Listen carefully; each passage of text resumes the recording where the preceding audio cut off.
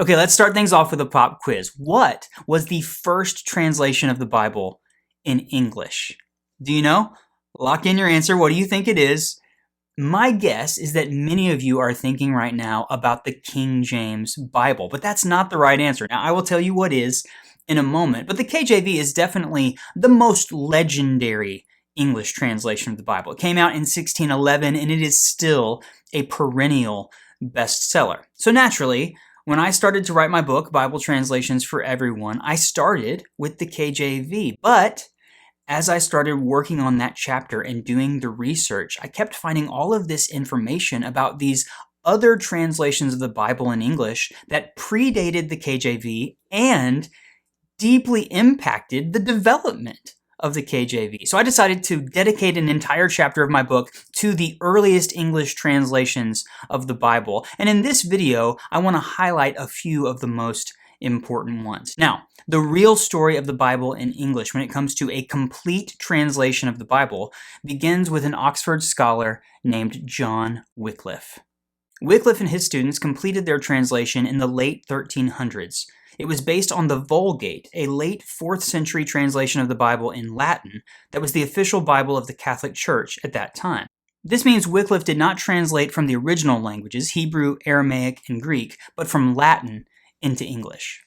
The translation of the Bible that Wycliffe developed was not authorized by the church, yet it became quite popular during the Middle Ages. This created tension with church leaders who had concerns about the Bible being available for everyone to read without their approval or ability to control how it was produced and distributed. This tension between Bible translators and the established religious authorities would become a recurring theme in the history of early translations of the Bible. So John Wycliffe gets credit for producing the first full edition of the Bible in English, but historians widely recognize William Tyndale as the most important figure in the early history of the Bible in English. Tyndale was a leading figure of the Protestant Reformation, and he was the first person to create an English translation of the Bible using Hebrew and Greek manuscripts as the textual basis. It's hard to overstate the importance of Tyndale's work, not only because he was focused on translating directly from Hebrew and Greek, but also because of his passion for creating a Bible that could be read by everyday people. This approach became the archetype for many future translations, and Tyndale's work was so significant that much of what we find in the King James Bible is a direct result of his efforts. Much like John Wycliffe, William Tyndale was met with opposition from the church, and he was forced to live in exile in various locations throughout Europe. The first complete copies of his translation of the New Testament were produced in 1526 in the German city of Worms, but only after an earlier printing in Cologne had to be abandoned when authorities raided the printer's shop. Tyndale also found himself on the wrong side of King Henry VIII when he publicly opposed the king's decision to annul his marriage to Catherine of Aragon. Tyndale was betrayed by a so-called friend and arrested on charges of heresy. He was executed before he could complete his entire translation of the Bible. Despite Tyndale's untimely death, his work carried on. Miles Coverdale was a friend and fellow translator who completed the work begun by Tyndale. The resulting translation was known as the Coverdale Bible, which became the first complete printed Bible in English when it was published in 1535. 2 years later, in 1537, a man named John Rogers revised Coverdale's work under the pseudonym Thomas Matthew and published it as the Matthew Bible. These unofficial translations of the Bible demanded a response from the authorities, King Henry VIII and the Church of England. So in 1538, they commissioned none other than Miles Coverdale to produce a revision of the Matthew Bible. The result was the Great Bible of 1539, so named for its size. It was approved by King Henry VIII and included a preface from the Archbishop of Canterbury, Thomas Cranmer, making it the first officially sanctioned Bible in English. One quick historical note, all of this was taking place during the English Reformation in the 1500s. The Catholic Church refused to grant King Henry VIII an annulment to his marriage of Catherine of Aragon so that he could marry Anne Boleyn. So he declared himself head of the Church of England and broke away from the Catholics. Henry VIII died in 1547, and a few years later, his daughter, Bloody Mary, became queen.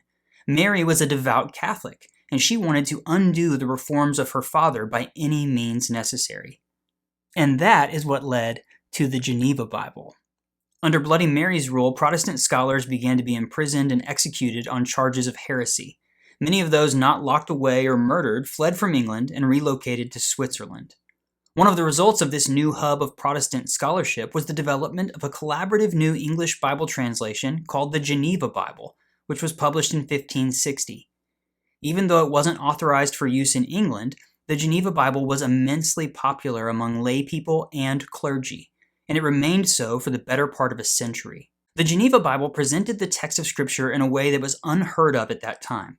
It was the first English Bible to use verse numbers. It featured a more modern and legible Roman typeface, and it was made available in a variety of editions that were affordable for everyday people. The Geneva Bible was also the first mass-produced Bible to include annotations, cross-references, book introductions, maps, and other study tools. You can imagine why this Bible was so popular. It was quite literally the most reader-friendly Bible that had ever been produced. Now, back in England, after the death of Bloody Mary in 1558, her half-sister, Elizabeth I, became queen. As officials from the Church of England watched the success of the Geneva Bible, they realized that the Great Bible of 1539 needed an update, and this effort was led by the new Archbishop of Canterbury, Matthew Parker. The result was published in 1568 as the Bishop's Bible, but it failed to include many of the innovative features that made the Geneva Bible so popular, and it wasn't made available in affordable editions.